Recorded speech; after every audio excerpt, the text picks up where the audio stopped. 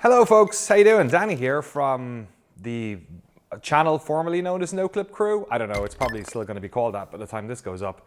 Reporting from a partially converted barn, which I've been trying to turn into a studio for the past few months, which is being put on hold for the very reason I'm here to talk to you about today. It's both metaphorical and a literal version of what I'm about to talk about. So why the fuck am I here? Why is he here? What's he complaining about now? Is he going to ask me for money? Well, not right now, but I want to tell you something that we have been talking to our patrons about on Noclip for a long time, and outside of that, just talking to people in general and in between us as a creative team, the crew, for a long time too. I worked in the world of video games coverage for years before I started Noclip. For about 5 years, it was my dream to work for GameSpot, and I got to dabble in Giant Bomb a bunch, and I worked at Kind of Funny for a small bit as a contractor as well. And I've run Noclip it's been almost 9 years now, and we're really proud of what we've done, and it's been great and stable, and it's helped employ a bunch of people and give work to a bunch of folks that I really respect and love working with. But I have always had this niggling desire to get back in the game when it comes to video game coverage. And I say coverage and not journalism because I have always thought that the door on sort of what games journalism has sort of like closed, or at least compressed. And there is this transition that needs to happen, but nobody quite knows what that is. And I'm not saying I know what that is, but I have for years now been trying to sort of figure out elements of this puzzle.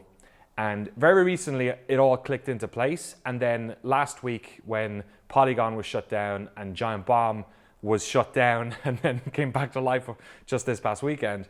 But when that initially happened, I had a really emotional reaction to it. And I kind of felt like, a big reason why I hadn't started this project was that I didn't want to step on anyone else's toes, that it was really tough out there in the world of games coverage, and that the last thing I needed to do is take up even more fucking space. Noclip is, we're pretty big. We people seem to like the work that we do.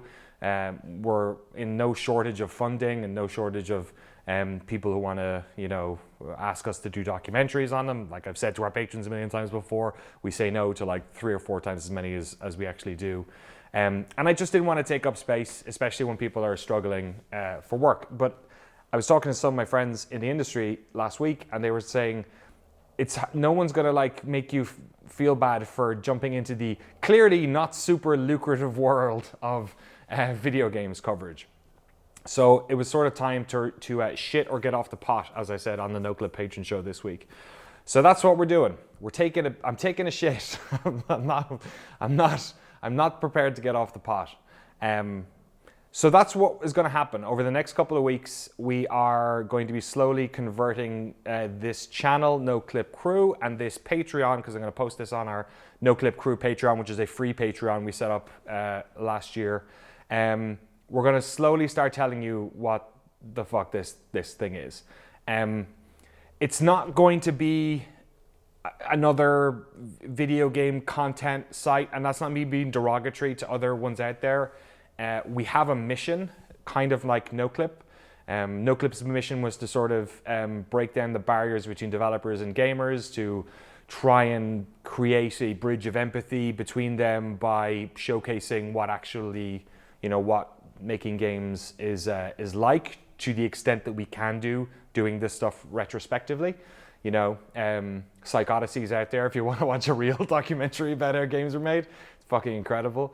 But we've done our best to cover as many games as possible over the years, and as you can see from our backlog, we have predominantly covered smaller teams, independent teams, not necessarily the biggest games, but they all tend to be games that are sort of have done well or are largely sort of enjoyed by people or respected, right? And our mission has always been to sort of highlight interesting stories and different perspectives, and I'm fairly satisfied with what we've done so far, and I'm really excited for all the projects we have coming up over the next couple of months. We have 4 in post-production at the moment, and they're all pretty big. The thing that I want to do with games coverage, and I'll talk about it a little bit here, is to solve what I think is sort of like a problem that we have for both the sort of readers and viewers, game developers, and the media, which is, I think, the biggest issue that we're going to run into in the next couple of years, which is discovery. This used to be what games coverage was all about. You got your magazine, you didn't know anything about what's going on in the world of video games, and the magazine told you. They were like, hey, this game's coming out, this game's in development, this one's gonna, this one's really good. It just came out, it got 800% review. Go play it if you wanna enjoy it. And obviously, that utility just doesn't really exist anymore. We have algorithms that spit requests at us. We have, Steam doing it itself. Reviews these days, everyone knows if games are bad or good pretty much. The games that get reviewed, people know so much about them before they even come out. And then you have places like Reddit and other, communities that are able to, where the games get popular. Balatro gets popular, Vampire Survivors gets popular. It sort of flutters out into the world. And so games coverage, games magazines, games websites, YouTube channels, they don't really do that. In fact, they're actually incentivized to do the opposite. They're incentivized to latch onto the stuff that's popular, right? Cover games that people are into or interested in. And it's sort of just made everything shit, I think. And I think what's happening over the next couple of years is, I think, a big issue, which we've noticed in the type of stuff we talk about on the Noclip Crewcast, which is also probably going to get renamed after all this, is that at the moment there is just this flood of really fantastic games coming out. Less so in the sort of AAA space. You've got sort of AAA here. Then you have like what we would have called indie before here, but like indie games are, a lot of them now have publishers that are doing a lot of work, or games like, Supergiant's indie, but like everyone knows a Supergiant game when it comes out. And then you have this sort of third tranche over here, which are sort of like undiscovered games, right? And loads of those games are the games that end up being in our Noclip Crewcast conversations, or on the podcast, or the Game of the Year conversations, at the end of the year. And I think increasingly that's sort of highlighting those games, as well as the other two, is sort of the job of games journalists. You all have limited time. There's no shortage of video game content out there. There are like really long streams. There are 9-hour Tim Rogers videos about LA Noire. Like, it's great. Like, in many ways, there's never been a better time to be a fan of a video game, because no matter what weird shit you're into, you can, there's multiple Dwarf Fortress podcasts. Like, every subgenre has its own shit going on. But I don't trust the algorithms, and I don't trust reviews to really help people find that game that they wouldn't have known about otherwise, or to help that indie developer who's worked on this thing for 5 years and doesn't have a marketing budget to get the name of their game out there. I do trust Jesse Garasha and Jeremy Jane and Frank Howley and myself a little bit in that we can put in the work to find those games and highlight them. And I don't just mean doing quick looks of these games. I think that's a big part of it. But I also think it's talking to these people beforehand, getting on an airplane and interviewing them about it. Not just big games. Doom the Dark Ages is coming out soon. They had a big event in Texas a couple of weeks ago, invited all of the press there. It could have been something we did. We weren't planning to do this. Hey, maybe we could go there and get some interesting videos about that game as well. And it drags people to the channel and gets us some attention. But what we should also be doing, like, at least a third of the time and a third of the videos that we produce should also be flying to South Carolina to some indie dev who's worked on something for 6 years and is terrified that nobody knows about it, but it's a game that we've played in a Steam Next Fest demo or something, and going out and talking to them. And this is the other side of this problem that I want to talk about, and it's the last thing I'll talk about today because I don't want this thing to be super long. The other element of this is the funding aspect. We're asking a lot of people, regular folks, viewers, let's call them, to fund all of this shit.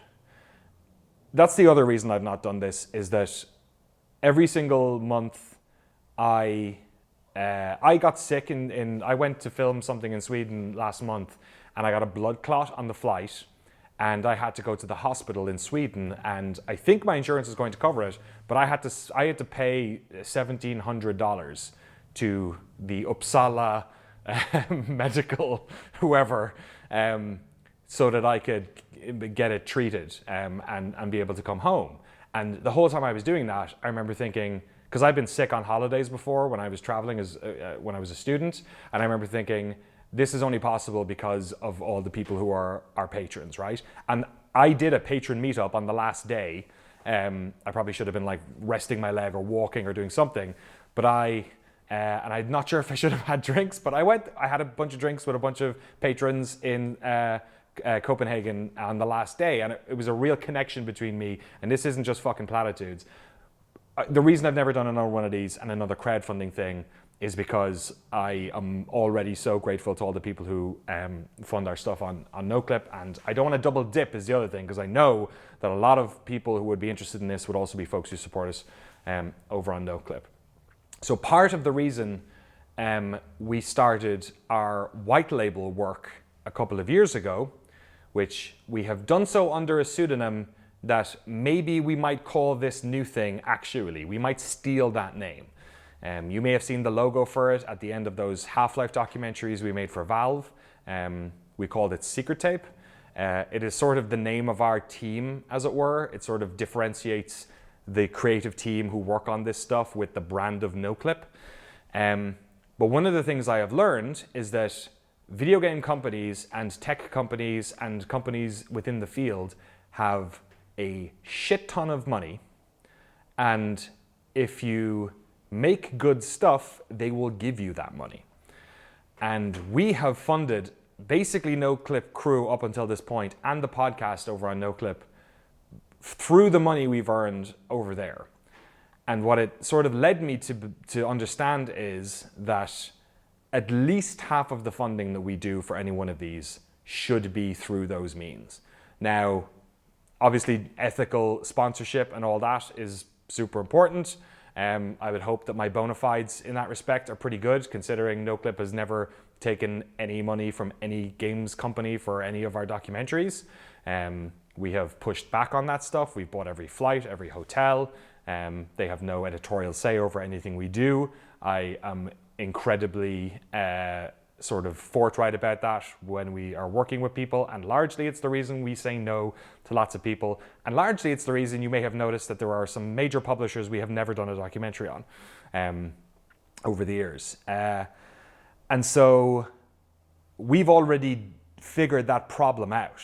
Like, we have earned hundreds of thousands of dollars through Secret Tape work that got pumped into a lot of the Noclip projects and Noclip crew projects that our team has worked on. It helped pay for at least 1.5 of the folks who were, the invoices for our contractors last year, at least almost 2 people's work for the entire year.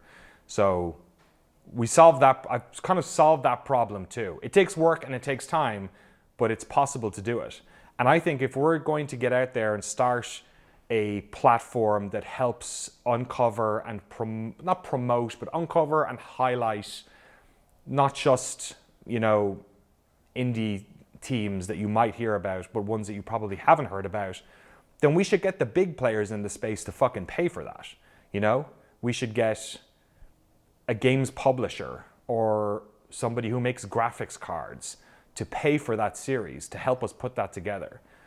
And I think there are strategic partnerships that could exist there for sure. And I think, to me, that feels more ethical than once again asking sort of regular folks to pay for the sins of late capitalism. And maybe people will think that's naive, but to me, independence is financial independence. Like, you have to have a sort of an ethical head on your fucking shoulders, and hopefully people, when they look at the work that we do on Noclip and the amount of time and energy and pain that I know our team has put in over the years to get the stories that we do and to finish them. And we don't talk about this much because we don't want to put ourselves in the stories on Noclip. We want to focus on the studios. But I would hope people sort of understand that we're in the right place with that stuff. And truly, I truly believe and I sort of lived that life where I think if you are able to make a day one profitable enterprise, and this is how we've treated Noclip as well, then you have the creative freedom to do whatever you want at that stage. And to make a 4-part series on fucking Dwarf Fortress, right, over 3 years.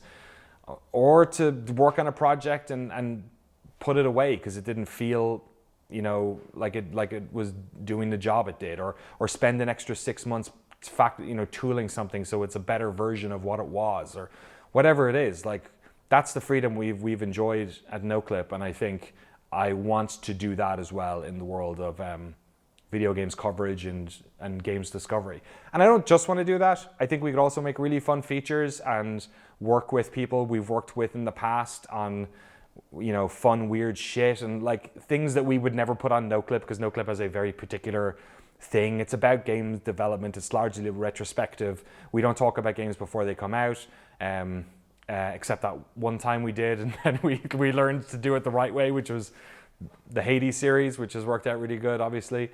I think I have 9 years worth of videos I want to do with my old friends from my old jobs, and many of whom have already said yes, let's do it. So I think it's not just about that mission, but it's also about us doing stuff we want to do and working with people we want to work with in some form of discovery, maybe not new games all the time, maybe older games as well. Anyway, now I'm rambling, so this is the point where I need to turn this off.